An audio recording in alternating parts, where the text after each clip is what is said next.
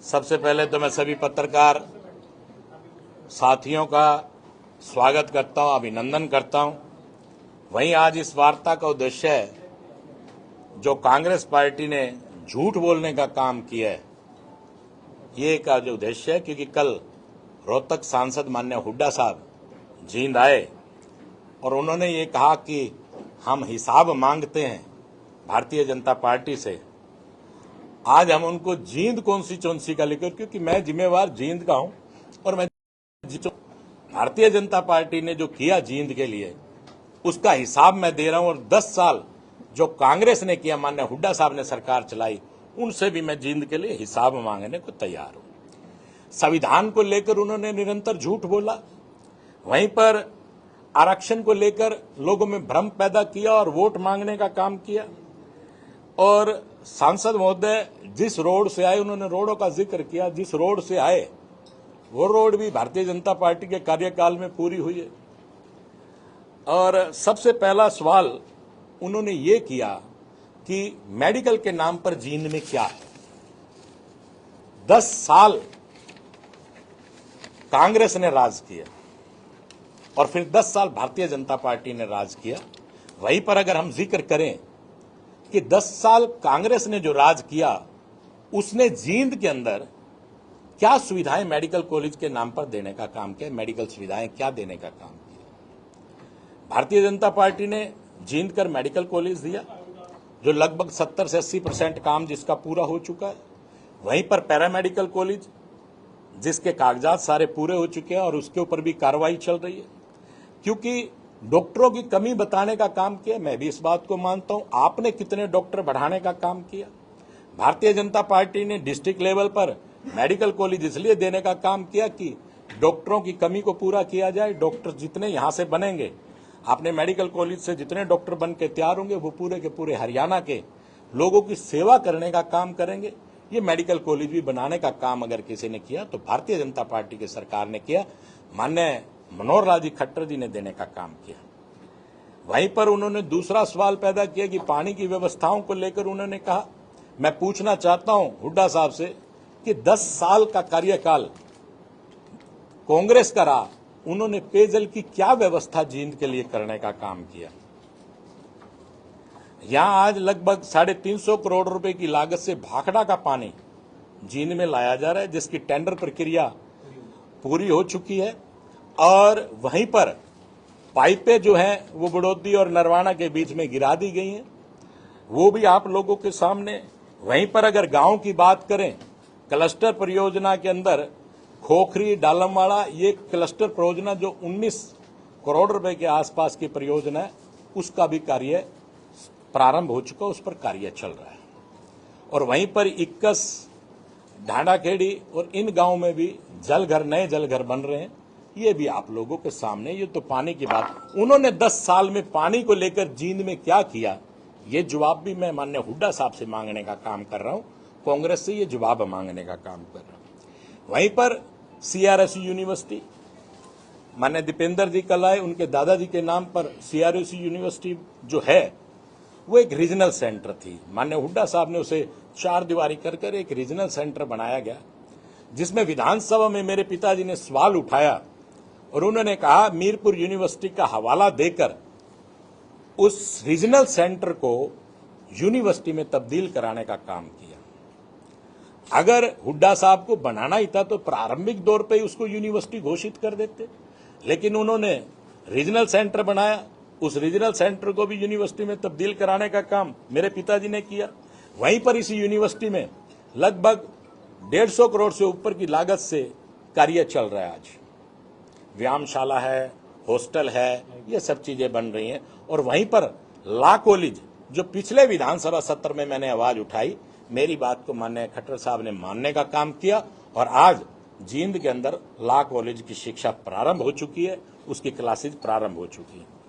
और वहीं पर नोनो नेशनल हाईवे से जींद को अगर हम 20 किलोमीटर पे प्रकार घुमा दें तो लगभग 9 नेशनल हाईवे जींद को छू कर निकलने का काम कर रहे हैं। कांग्रेस ने भी राज किया। कांग्रेस बताए कि जींद के साथ अनदेखी क्यों हुई। और मेरे ख्याल में पूरे हिंदुस्तान में जींद ही एक ऐसा डिस्ट्रिक्ट होगा जिसको 9 नेशनल हाईवे छू के जा रहे हैं, ये हमारे लिए बहुत बड़ी बात है। यहीं पर मैं सवाल करना चाहूंगा, मैंने पहले भी कहा कि जिक्र किया सड़कों का, तो उन्होंने कहा कि जींद में सड़कों की हालत अच्छी नहीं है।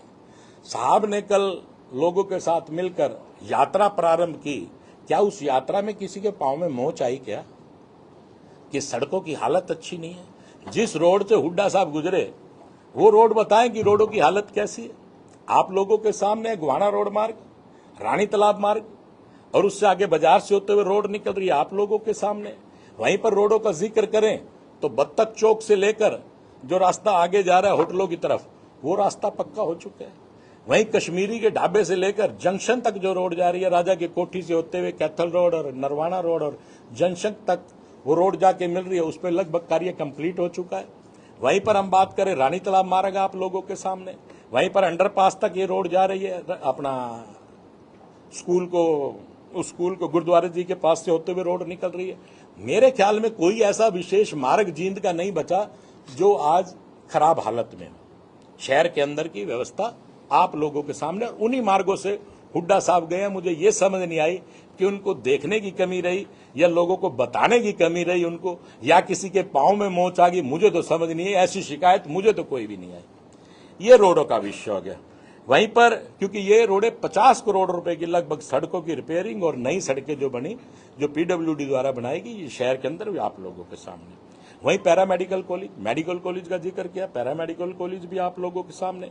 वहीं पर मेरी कॉन्स्टिट्यूंसी के सभी रजवाए और माइनरों की रेविटेशन लगभग सबकी कंप्लीट हो चुकी है। क्योंकि मैं जो बात आप लोगों से कर रहा हूं वो सब बात तथ्यों के तौर पर कर रहे हैं। आप जो जिक्र मैंने किया उसकी आप इंक्वायरी करा सकते हो, उन कामों को जाकर आप देख सकते हैं। वहीं पर दीवान खाना मार्केट सीसी की बन चुकी है। वहीं पर दिल्ली हॉस्पिटल के सामने की पार्किंग की व्यवस्था सीसी की हो चुकी है। जिधर ये मैक्स और ये हॉस्पिटल है वो सारे सीसी के बन चुके हैं। वहीं पर अगर बात करें लक्ष्य और अग्रवाल स्वीट्स जो है उसके सामने का जो वो ब्लॉक है वो सारा सीसी का बन चुका है। वहीं डीआरडी के सामने आप पत्रकारों के काफी ऑफिस वहां हैं, वो सारे सीसी के बन चुके हैं।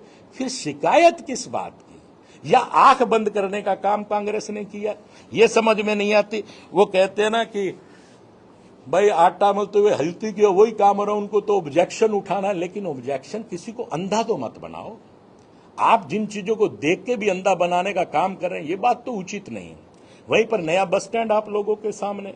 वहीं पर अगर बात करें रेलवे स्टेशन, जो 508 रेलवे स्टेशन पूरे हिंदुस्तान में बन रहे हैं, वहां पर जींद का भी एक रेलवे स्टेशन जिसका कार्य लगातार चल रहा है, जो माननीय मोदी साहब ने बनाया है।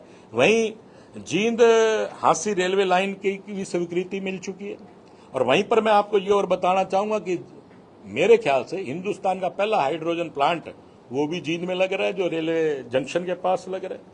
वहीं पर अब इरिगेशन की बात करें तो आप लोगों के सामने है कि जींद की जो हांसी ब्रांच नहर है, इसकी साइड लाइनिंग जो पक्की हो चुकी है, लगभग 90-95% वो कंप्लीट हो चुकी है, वो भी आप लोगों के सामने।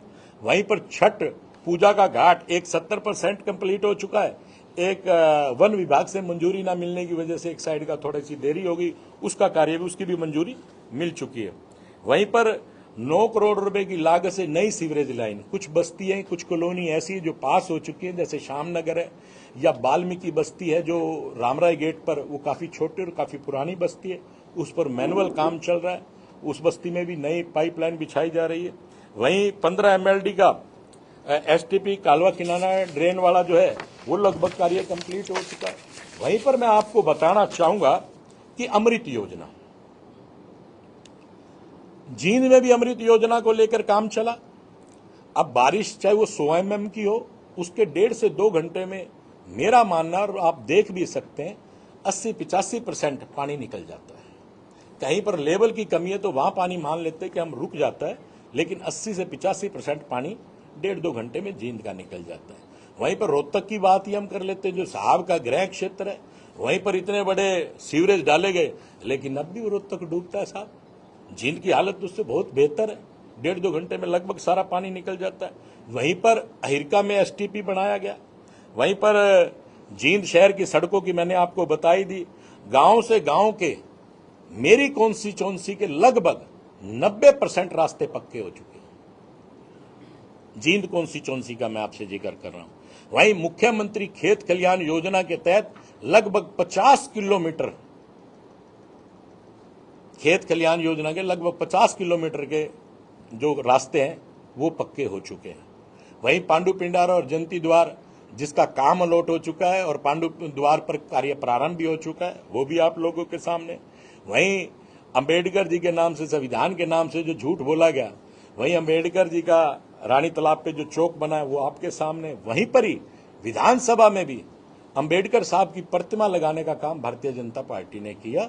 ये भी बहुत बड़ी बात है। जिस संविधान को लेकर ये लोग निरंतर बात उठाते हैं, भारतीय जनता पार्टी तो संविधान का और अंबेडकर साहब का बहुत ही मान सम्मान करती है। और हमारे देश के प्रधानमंत्री जी ने जिस दिन संसद में शपथ ली तो उन्होंने अपने माथे से संविधान को लगाने का काम किया।